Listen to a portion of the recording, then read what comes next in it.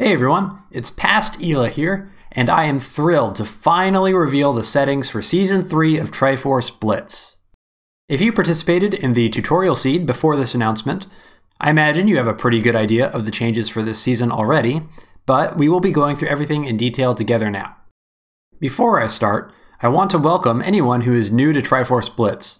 We've already had 2 iterations of Triforce Blitz so far, with each season having new changes in mechanics. We've put together a wiki page on the OOT Randomizer wiki for Triforce Blitz to help keep all the information organized. This is the best place to get up-to-date information about the current season, since details about older seasons that no longer apply are marked clearly as such. We will get the page updated with all the information for Season 3 shortly, so if you're watching this on YouTube, it's probably already there. Since we have the wiki now, I will not be re-explaining the core rules of Triforce Blitz today. If that's what you're looking for, go check out the wiki. That's what it's there for. And with that covered, let's jump right into Season 3. If I had to pick a theme for the goal of the Season 3 changes, it would be more consistently fun seeds. I didn't make many changes to the core magic of what makes Triforce Blitz fun. Instead, I've tried to identify spots that consistently spoil the fun and remove them, or at least make them less frequent. One particular sore spot was extremely low path count seeds. Seeds with multiple 0 path count pieces, or the dreaded triple 1 path count, tended not to inspire joy. So in Season 3, we don't have them anymore. I've added generator options to control how many 0 path count pieces are allowed in a given seed, and also an option to set a minimum path count sum. And for the Season 3 preset, we are allowing at most a single 0 path count piece per seed and a minimum path count sum of 4. It's possible we may end up tweaking the exact values in the preset later on, so check the wiki for the current values. You are able to modify these settings in the generator, so if you're really itching to practice a seed with really high path counts, this is your way to make that happen. To help me show off some of the other new features in Season 3, I have enlisted Past Jackstronomy to run a practice Season 3 seed.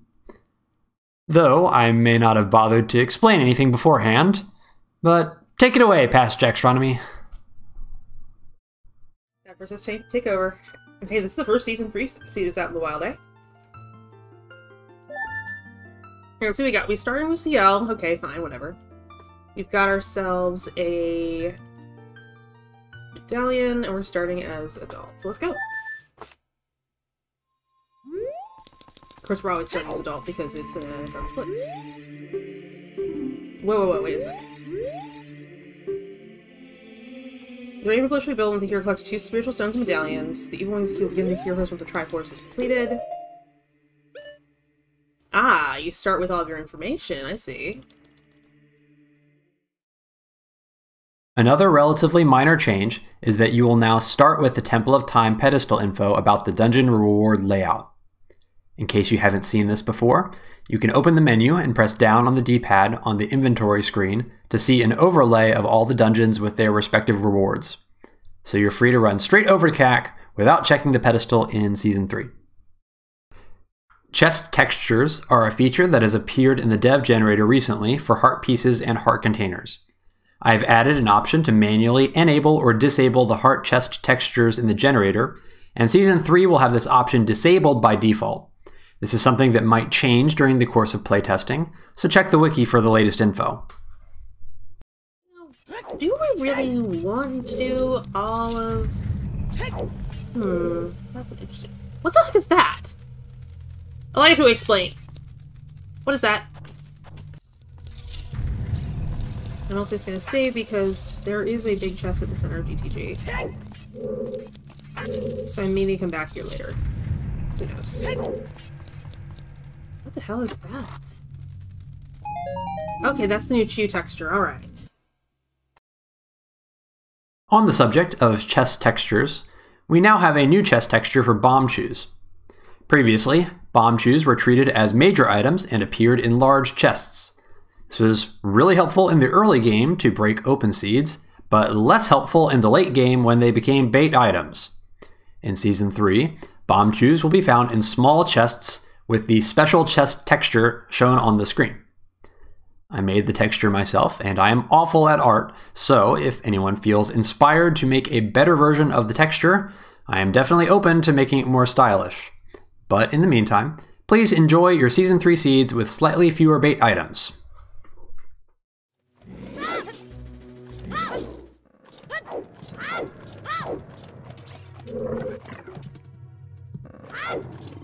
What? Hi, Rudo. Let's talk about some changes to dungeons. One feature that has appeared recently in the dev generator is an option to move Rudo to the top floor of Jabu Jabu's belly, and we have enabled this for Season 3. This will allow you to get to the map and compass chest more quickly, and provides a straightforward, clear order for checks in this dungeon.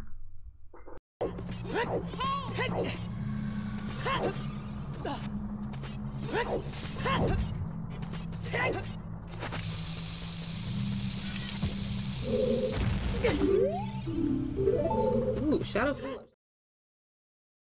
Another dungeon with a major change is Shadow Temple. Prior to Season 3, Shadow Temple was the only dungeon without a way to collect the dungeon reward without clearing the entire dungeon. Now, we are allowing you to clip through the cage where the shortcut to the boat would normally be opened. The setup for this clip is quite simple and shouldn't be too challenging even for new players.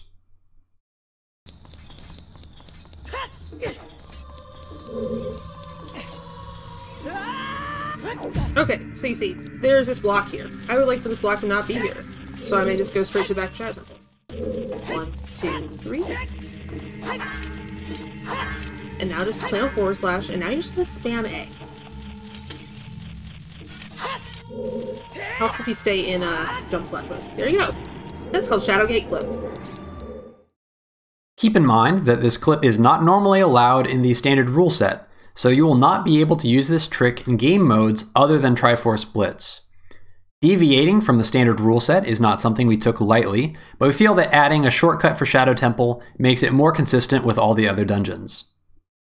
In order to prevent this trick from causing a lot of negative side effects, there's a few additional details that accompany this change. First, the door from the Gibdo room leading to the boat has been changed to a one-way door. This means that you can no longer go back into the Gibdo room from the boat room, so make sure you don't leave any checks behind. The point of this change is to prevent you from clearing backwards through Shadow Temple. Clipping through the cage allows faster access to Bongo Bongo, but it won't let you reach new checks more efficiently than the normal clear route. Furthermore, due to technical limitations with how doors are coded in OOT, the small key normally locking the door to the boat is no longer present.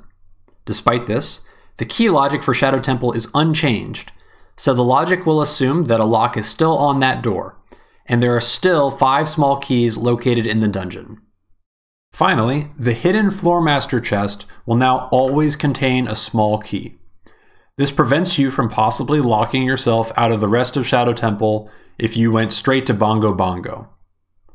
I know that's a lot to absorb at once, but to summarize, clip through the cage if you only want the dungeon reward.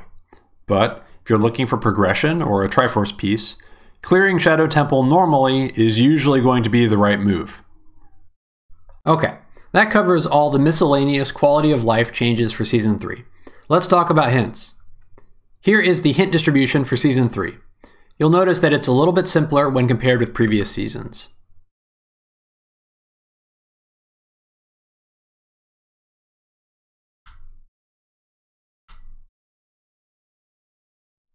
The first thing I want to highlight is that the generator will attempt to create as many path hints as possible to fill all gossip stones in the seed. This accounts for a rare situation where a seed could have a large amount of path items, but still be unable to generate all 3 unlock hints. In the rare event that this happens, the seed will try to replace the missing unlock hints with path hints. The second thing you'll notice is that we've removed sometimes hints. In prior seasons, sometimes hints in Triforce Blitz were the big red flashing warning of a jet seed. We have replaced sometimes hints with junk hints for this season. I feel like these do a better job of getting across the message that there were not enough hints to fill all the gossip stones. And frankly, the junk hints are quite funny. So please have an open mind about this one. If we all really hate this during the playtesting, we can always change it back, but let's try it for now. The last and most obvious change in this list is the complete absence of Wanderer hints. For Triforce Blitz veterans, the removal of these hints probably needs no justification whatsoever, but we have replaced these hints with a better mechanic to accomplish the same purpose. Okay, I normally just go do the slingshot game there, but let's do this thing. I sort of go shopping. Let's go shopping. Oh dear. What the? Oh, well, that's interesting. I'll just check this because I'm not sure if he meant to go shopping everywhere, just the... Oh, wow. And that brings us to the big reveal of Season 3, the introduction of purchasable shop hints located in Child Market. There are 8 hints total, with 4 located at the item shop and 4 more located at the potion shop. Buying the hint item at the shop will provide a hint for the pictured item. Hintable items are items that would often appear as Wanderer in previous seasons. The available hints are for the 1st and 2nd strength upgrades, magic, a bow, a bomb bag, a hookshot, wallet, and a scale. The price of a hint depends on the item being hinted. Our initial tuning of the prices is listed here, but check the wiki for the most recent prices, as we may adjust them during playtesting.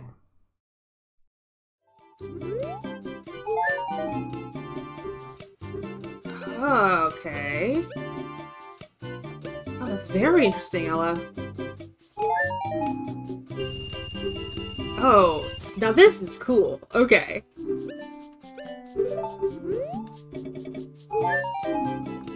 Hyrule Field Wanderer Bomb Bag. Okay, well that's helpful.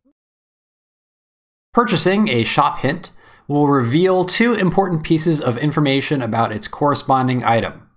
First, the area where that item can be found. This is pretty self-explanatory. Second, the item will be revealed as Path, Wanderer, or Foolish. If an item is revealed as Path, it means that that copy of the item at the hinted location is on the path to at least one of the Triforce pieces in the seed. If an item is revealed as Wanderer, it means that the spoiler logs playthrough of the seed obtained that item on its route to collecting all 3 Triforce pieces, but also that this copy of the item is not logically required to collect any specific Triforce piece.